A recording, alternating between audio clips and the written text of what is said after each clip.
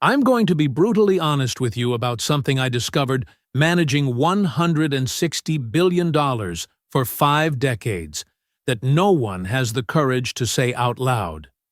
The first million is not the hardest because you have little money to invest. This is the comforting lie that keeps 97% of people perpetually poor. The first million is the hardest because it requires you to kill the version of yourself that has been programmed to fail since you were 5 years old. Let me explain the brutal mathematics that everyone avoids looking at. If you earn $50,000 a year and invest 10% of that in an index fund with a historical return of 8% a year, it will take you 33 years to reach your first million. 33 years. You'll be old, tired, and probably regretting wasting the only decades of your life where you had the energy to build something real. But here's the part no one tells you. That same million invested under the same conditions turns into 2 million in just 9 years. The second million takes a third of the time of the first. The third takes 6 years. The fourth takes 4 years.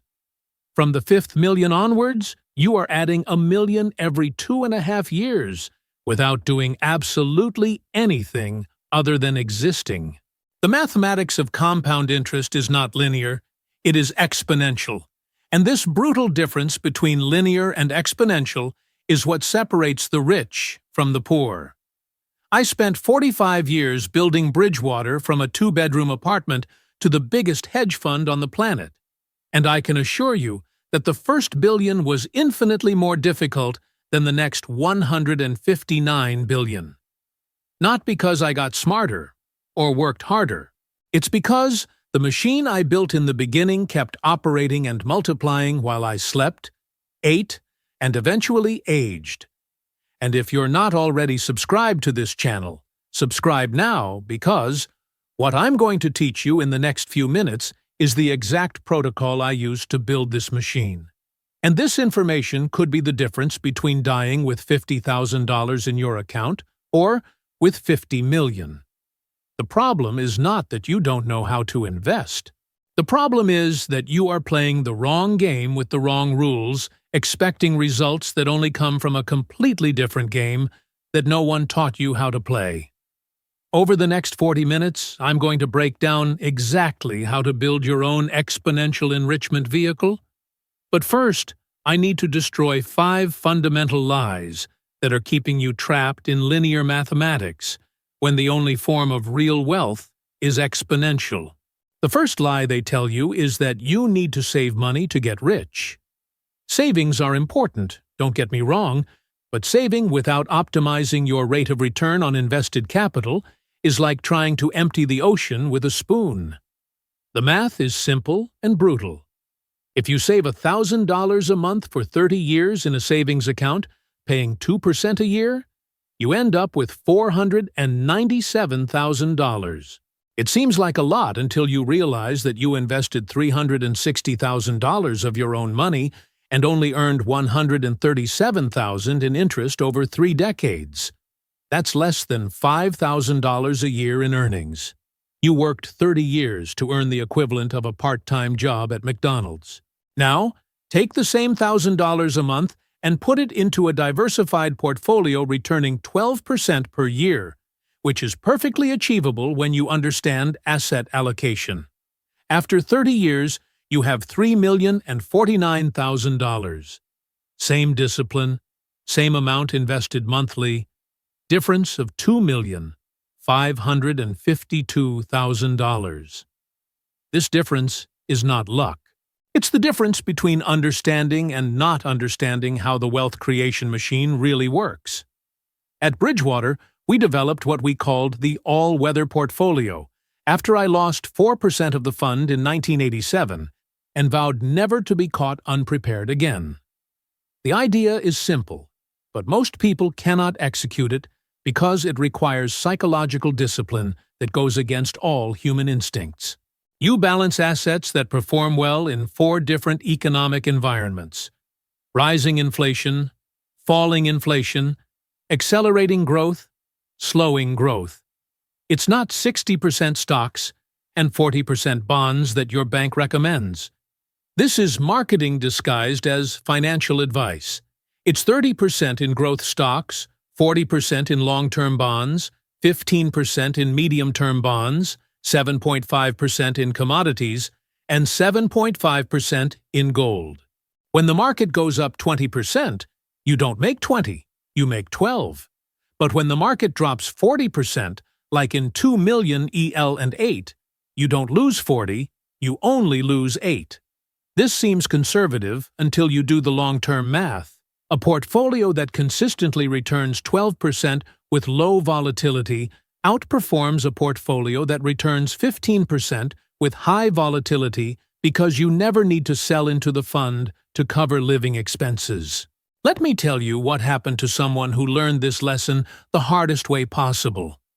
In 2006, I met a heart surgeon earning $800,000 a year who had accumulated $2,400,000 by the age of 43. He was on track for his first million at 35, second million at 40, projected third million at 44. Perfect exponential accumulation mathematics. Then came 2008. He had 100% equity in technology and financial stocks because he had tripled his money from 2003 to 2007. Why change a winning strategy, right? Wrong. His portfolio plummeted 63% in 18 months. 2,400,000 became 880,000. But here's the part that really destroyed his future. He panicked in March 2009, sold everything, and stayed in cash for 3 years waiting for the market to fall further. The market rose 182% in those 3 years. When he finally came back in 2012, he would need a return of 420% just to get back to where he was in 2007. Today, at 62 years old, he has $3,800,000. It seems like a lot until you realize that investing in a consistent and diversified way would have $21 million. The $17 million difference was not caused by a lack of money to invest, or a lack of education, or a lack of intelligence. It was caused by not understanding that protecting capital during declines is infinitely more important than maximizing returns during rises. The second lie they sold you is that you need a lot of money to really start investing. Lie. You need to understand risk allocation before you have a lot of money. Because if you don't understand it when you have little, you will destroy everything when you have a lot. I started Bridgewater with 0 clients and a 2-bedroom apartment in 1975. Not waiting to have $1 million to start thinking about risk management. I applied the same principles with $5,000 that I apply today with $160 billion. The difference between rich and poor is not the amount of money available. It is the quality of principles applied to any amount of money. And I want to know from you, where are you watching this video from? Leave a comment telling me your city and country, because I want to understand where the people are who really want to break the cycle of financial mediocrity and build real wealth through principles tested over decades. The third lie is that you should focus on increasing your income before worrying about investments. This one is particularly insidious because it sounds like common sense. Of course, earning more money helps. But here's what really happens. People who focus only on increasing income without developing investment discipline increase income and increase expenses in the same proportion. It's called lifestyle inflation, and it's as predictable as gravity. Someone earning $50,000 a year lives on $47,000 and invests $3,000. This person gets a promotion and starts earning $80,000. You'd expect him to invest the extra $30,000, right? Wrong. She starts to live on $75,000 and invests $5,000. Income increased by 60%, but investment only increased by 66%. The savings rate fell from 6% to 6.25%. Virtually zero real progress. I did a study at Bridgewater looking at two groups. Group A earned an average of $60,000 a year and invested 15% of their income from the age of 25. Group B earned an average of $120,000 a year, but only started investing 15% at the age of 35. At 65 years old, Group A had an average of $2,700,000. Group B had $2,300,000. The group that earned half their lifetime income ended up with more money because they started 10 years earlier. These initial 10 years, from 25 to 35, when you have less money to invest, are responsible for 42% of the final value. Not because you invested a lot of money, because that money had more time to multiply exponentially. Each additional year at the beginning is worth more than 3 additional years at the end. The mathematics of compounds doesn't care about your excuses about this waiting to earn more to start investing for real. The fourth lie is that investing is complicated and you need to be an expert to not lose everything. In fact, it's the opposite. Investing is simple but not easy. The difference between simple and easy is where most fail. Simple means the rules are straightforward. Buy assets that generate returns above inflation. Diversify across uncorrelated asset classes. Rebalance periodically. Never panic sell. There are 4 rules. A 10-year-old understands. But it's not easy because these rules require you to act against your most primal instincts. Your brain has been programmed by 300,000 years of evolution to seek immediate pleasure and avoid immediate pain. Investing requires the opposite. Immediate pain of seeing money leaving your account every month for the future pleasure of having millions decades later. Your brain hates it. This is why 93% of people fail. Not for lack of knowledge, due to lack of control over primitive impulses. At Bridgewater, we have created what we call principles for reducing emotional decisions. Every investment decision follows a predefined algorithm based on 80 years of historical data. Not because we are smarter than the market, because we remove the human element that consistently makes bad decisions at critical moments. You can do the same without managing billions. Define your target portfolio, set up automatic monthly investing, rebalance every 6 months, and never, ever, under any circumstances, look at your portfolio when the market is falling more than 10%. No, because you shouldn't worry. Because every time you look during a crash, your primitive brain wants to sell. And selling during dips is the one mistake that guarantees you will never get rich. I know exactly what's going through your head right now. First objection. But Ray, you had advantages that I don't have. You studied at good universities, knew influential people, had access to privileged information. Lie. I started giving investment advice from my apartment while working another job. He had no money, no connections, no privileged information. I had tested principles and the discipline to follow them when everyone around me was doing the opposite. In 1987, when the market was euphoric and everyone was buying, I was reducing exposure and buying protection. They called me crazy. 3 months later, the market fell 22.6% in one day. I wasn't a genius. Follow the principles. Second, even more dangerous objection. The market is too high right now. I'm going to wait for a correction to start investing. That phrase killed more dreams of wealth than any crash in history. Do you know how many times I've heard that over the last 45 years? Hundreds. Do you know how many times the person who said this actually started investing when the correction came? 0. Because when the correction arrives, everyone panics and expects to fall more. The market was high in 1995. If you waited for the correction, you lost 187% return up to 2000. The market was high in 2009. If you waited for the correction, you lost 450% to date. Time in the market beats timing the market. Always. No exception. Third objection that worries me most. I'm young, I have time, I'm going to enjoy life now, and worry about money after I'm 40. Here's the brutal math of that decision.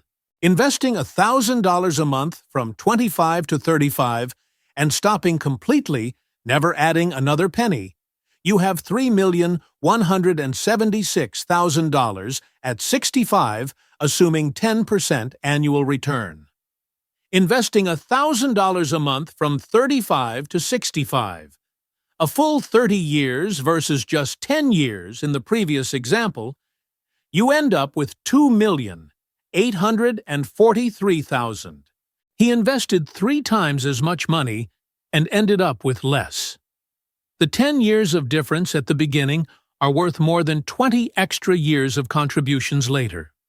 Every year, you wait to start costs you exponentially more than you can calculate.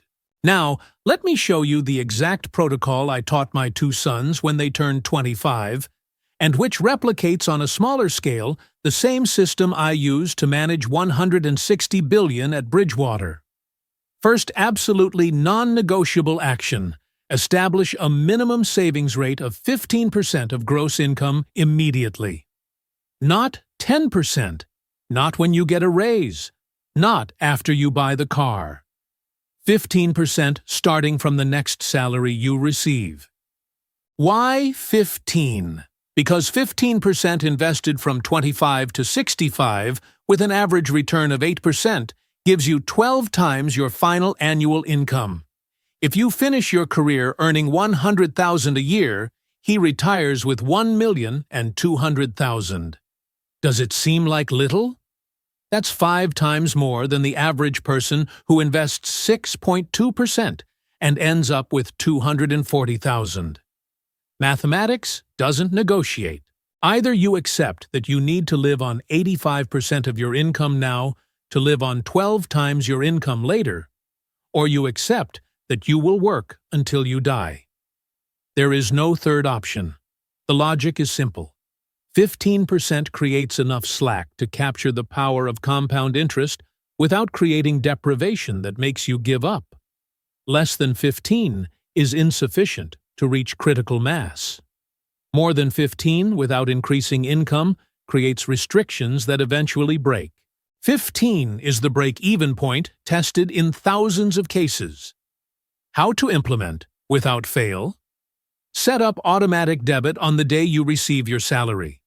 Don't depend on discipline. Discipline is a finite resource that runs out. Automation is infinite. Your future self thanks your today's self for taking the decision out of your hands. Common mistake that destroys this action.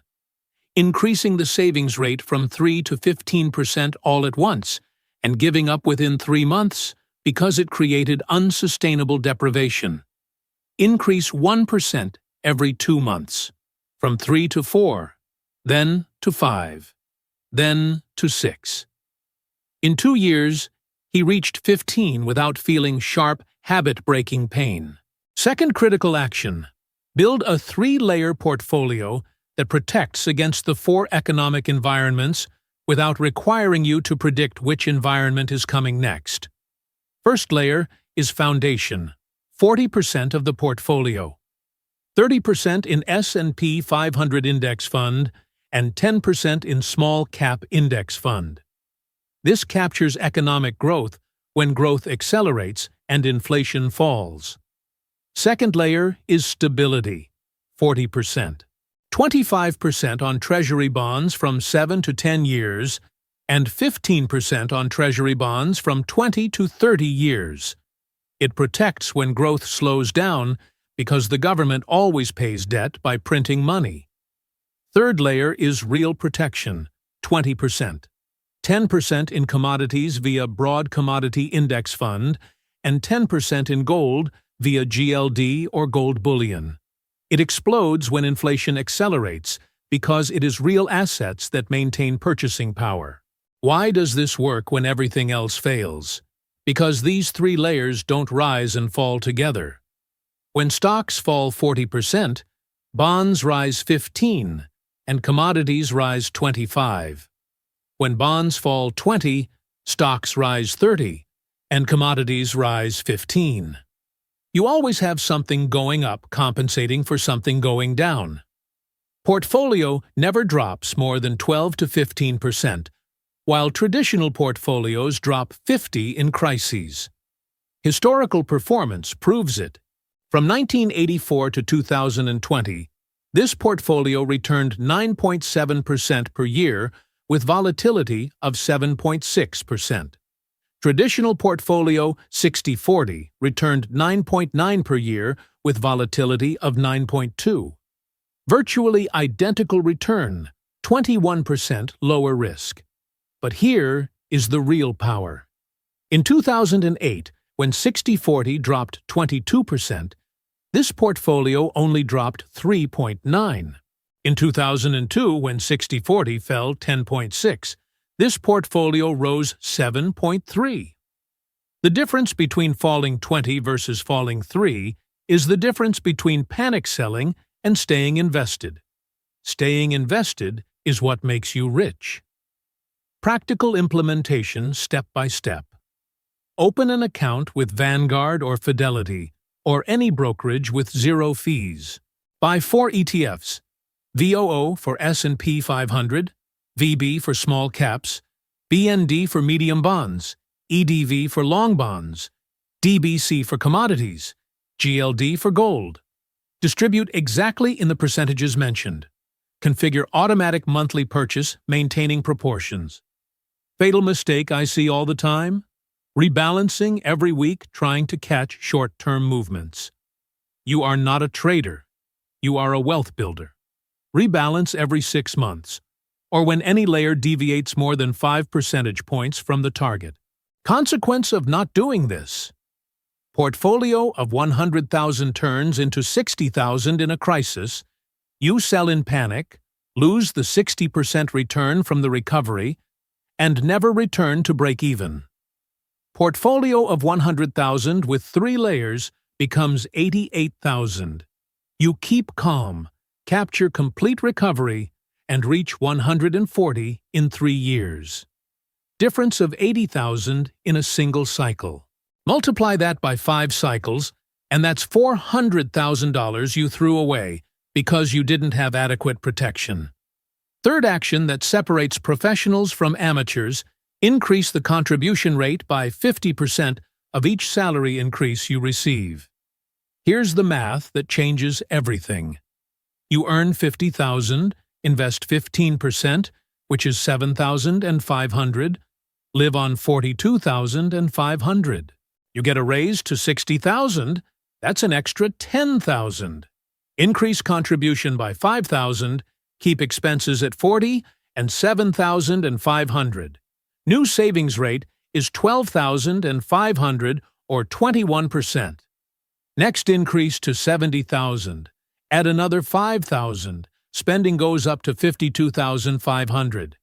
Savings goes to $17,500 or 25%. In 3 increases, your rate rose from 15% to 25%, and you also increased your standard of living by almost 25%. But the power is in the accumulation.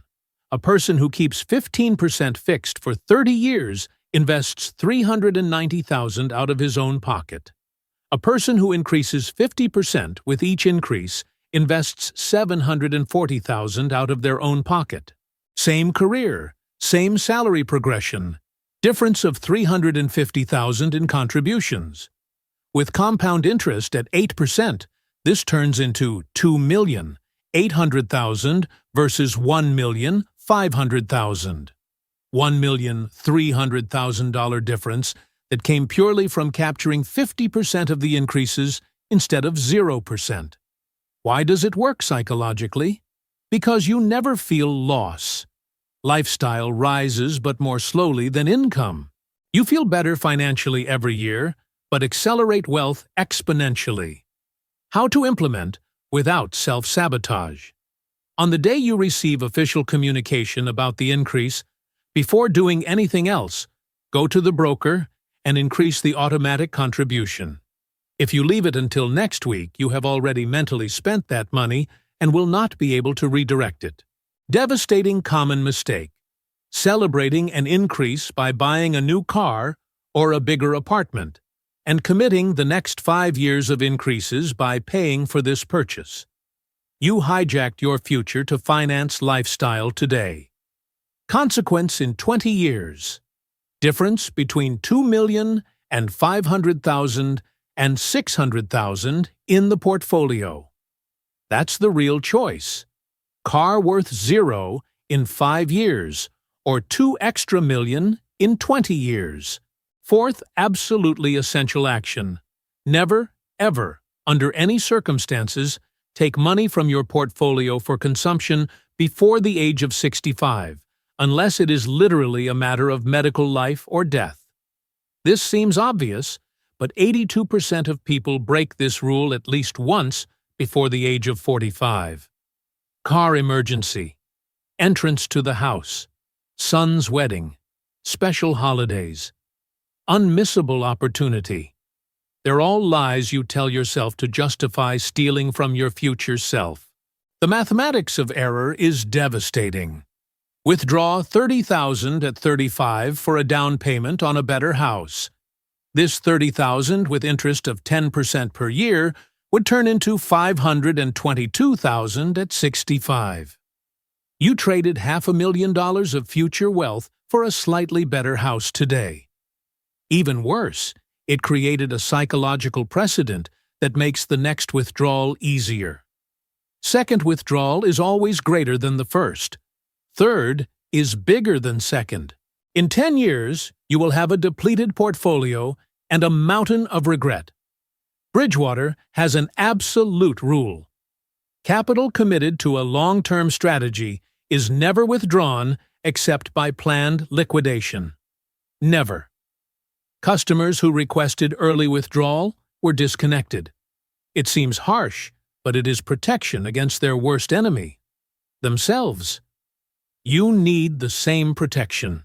How can you guarantee it won't break? Build a separate emergency fund of 3 to 6 months of expenses in a highly liquid account before investing aggressively. This money is your mattress. Long-term portfolio is untouchable. If a real emergency happens, use your emergency fund and rebuild it over the next 6 to 12 months. Mistake I always see: putting an emergency fund into a high-risk investment because you want to maximize the return on every dollar. Emergency arrives, investment is down 30%, you are forced to withdraw and crystallize loss. Devastating consequence. Portfolio of 200,000 that could be 2 million in 30 years becomes 1,300,000 because you withdrew 30,000 4 times along the way. Each withdrawal felt small and justified. Altogether, it cost 700,000 in future value. Fifth action that speeds up everything. Increase the expected rate of return through aggressive tax optimization within the law. Most people think of investing as just choosing the right assets. Wrong. Once you have the right assets, tax optimization accounts for 20 to 30% of the final return. It's not sexy. There's no story to tell at dinner, but it adds literally hundreds of thousands to the bottom line. First move. Maximize contributions to tax-advantaged vehicles. 401k up to a maximum limit of $23,000 per year if available. Roth IRA up to $7,000 per year. HSA up to $4,150 if you have a qualified plan. That alone is $34,150 annual investment that grows tax-free or tax-deferred. The difference over 30 years between growing in a taxable versus tax-advantaged account is brutal. 100,000 growing at 10% in a taxable account with 24% effective tax on earnings becomes 927,000 in 30 years. The same 100,000 in tax-deferred account turns into 1,744,000. Difference of 817,000 comes purely from tax structure, not from investment choice. Second movement. Use tax loss harvesting systematically. When any position drops more than 10%, immediately sell and repurchase a similar but not identical fund to avoid the wash sale rule. Crystallizes losses to offset future gains but maintains market exposure. It seems complicated, but any robo-advisor does this automatically today. Value added. $2,000 to $3,000 of annual tax savings that reinvested at 8% for 30 years adds an extra $270,000 to the portfolio. Third move. Optimize asset location between taxable and tax-advantaged accounts. Assets that generate a lot of income, like bonds and REITs, go into tax-deferred accounts, where income is not taxed annually. Growth assets like stocks go into taxable accounts, where you only pay tax when you sell and can postpone it indefinitely. This optimization adds 0.5 to 1% annual return.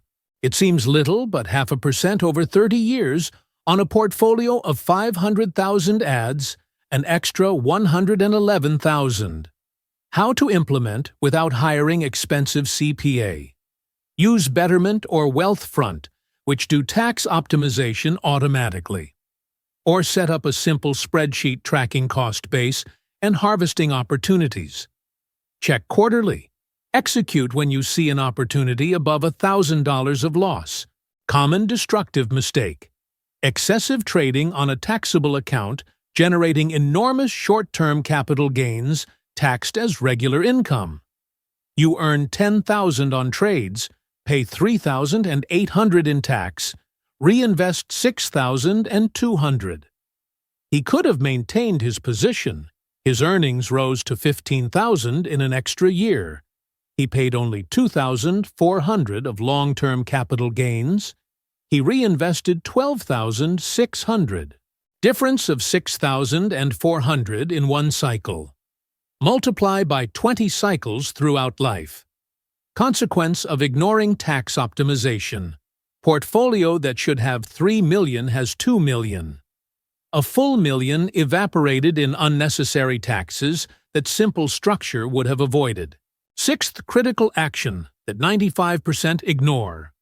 Systematically rebalance by forcing you to sell high and buy low when every instinct screams to do the opposite. Let me explain the math that proves why rebalancing adds 1 to 2% annual returns without adding risk. Portfolio starts 60% stocks, 40% bonds. Stocks rise 30%. Bonds rise 5% in 1 year. Portfolio is now 66% stocks and 34% bonds. You rebalance by selling 6% stocks and buying 6% bonds, back to 60-40. It seems counterintuitive to sell an asset that is rising to buy an asset that is rising less. But here's the magic. Next year, stocks fall 20%. Bonds rise 10%. If you hadn't rebalanced, the portfolio with 66% in stocks would fall by 8.4%. Portfolio rebalanced with 60% in stocks drops just 7.6%. You protected capital by selling at a high price before the crash. Multiply that by 30 years of cycles and rebalancing adds $150,000 to $200,000 to a $500,000 portfolio. Not because you got perfect timing, because you forced discipline to sell high and buy low systematically. At Bridgewater, we rebalance when any asset class deviates more than 5 points from the target. In 2007, this meant selling stocks that had risen to 72% of the portfolio and buying bonds and commodities. Customers complained. 3 months later, they were grateful when shares fell by 50%. How to implement emotionless destroyed discipline. Define clear mathematical trigger. If any asset class deviates more than 5 points from the target, it rebalances in the next available window. It doesn't have to be perfect. It needs to be consistent. Twice a year is enough. Devastating mistake that destroys entire portfolio. Rebalancing emotionally instead of systematically. Market drops 10%. You get scared, sell shares, and buy bonds. This is the opposite of rebalancing. You are selling low and buying high. A balanced portfolio involves buying stocks when they fall and selling them when they rise. Your brain tells you to do exactly the opposite. That's why, without a mechanical system, you always lose. Consequence of not rebalancing. Portfolio ages too concentrated on stocks in top markets. Drops 50% in a crash. You don't recover for 8 years. Rebalanced portfolio falls just 28%. Recovers in 3 years. Adds 300,000 extra in value over the life of the portfolio. Seventh and final action that closes the cycle. Continually educate yourself, but never confuse education with action. Herein lies the brutal paradox of wealth. People who study too much never get rich because they get stuck in analysis paralysis. People who act without study lose everything in an avoidable error. You need both in the right order. Minimum education sufficient to avoid making fatal mistakes. Then immediate action. Then ongoing education to optimize over time. Sufficient educational minimum. Understand compound interest. Basic diversification. Investment psychology. Fundamental tax structure. That's 10 hours of reading. 3 books. The Intelligent Investor by Benjamin Graham for fundamentals. Principles by Ray Dalio for systematic thinking. A Random Walk Down Wall Street by Burton Malkiel to understand why you won't beat market-picking stocks. 10 hours of well-chosen education is worth more than 4 years of finance school full of useless theory. After that, immediate action. Configure portfolio. Automate contributions. Forget about it for 6 months. Spending 1,000 hours studying before investing your first dollar is procrastination disguised as diligence. How to maintain continuous education without falling into the trap of endlessly consuming content without applying it. Simple rule. For every hour of education, implement at least one concrete action in your portfolio in the next 48 hours. Have you read about tax loss harvesting? Look for opportunities in your portfolio tomorrow. Did you learn about rebalancing? Check if you need to rebalance this week. Education without implementation is entertainment, not wealth building. Common fatal mistake. Becoming an expert in theory while portfolio remains sub-optimized. I know PhDs in economics with worse portfolios than my 25-year-old sons.